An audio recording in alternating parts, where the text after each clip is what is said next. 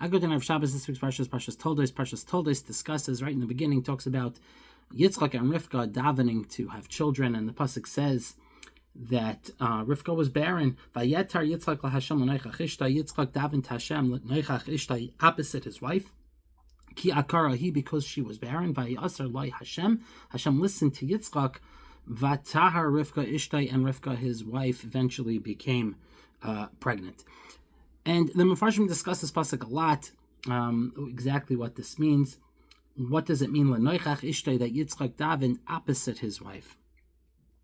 So famously, we know that Yitzchak's tefillah is the one that was accepted, as the pasuk says, "Vayeser loy Hashem." Hashem listened to him, to Yitzchak's prayer, as opposed to Rivka's.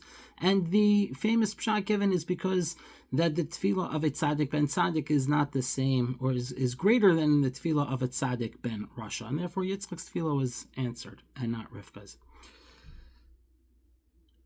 I saw from Druk, and I want to expand on it a little bit in my own words, a different way of looking at this pasuk. I think it's a beautiful pshat, a beautiful way of looking at the relationship between Yitzchak and Rivka, and a beautiful way of looking at the psukim.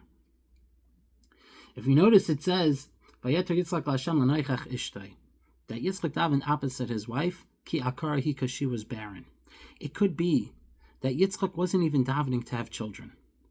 Yitzchak knew that he was going to have children. Hashem told him. Hashem said, "Ki b'Yitzchak yikar lecha zara." We knew that Avram's children would continue through Yitzchak. So Yitzchak knew he was going to have children. What was he davening for? He was davening for his wife. He was in deep, deep pain for his wife, ki akara he, because she was barren. That's what he was davening for. He was in pain. He was in pain for his wife. He felt for her. And so he davened for her. Because she was an akar, and that's by Yasar Loi Hashem. We know Chazal tell us, the Gemara says that a person who davens for someone else when he himself wants the same thing, his tefillah gets answered first. And maybe that's why Yitzchak's tefillah was answered, because Yitzchak davened for his wife. He davened for his wife to have children. Therefore, Hashem listened to his tefillah, because he davened for someone else, so Hashem answered him.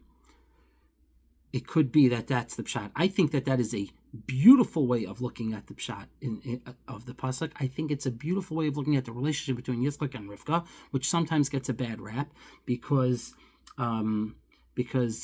later on we see that Yitzchak loved Esav, Rivka loved Yaakov. You would think that it was a contentious relationship.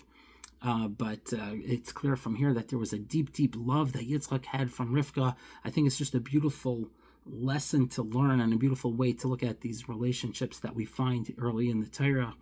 And I also think it's a great lesson for us. When we daven, we have to be sensitive. We have to be sensitive and think about other people. We all have our own saras, of course, it's true. And we should daven for ourselves, but we should daven for other people too. And we always have to have that sensitivity.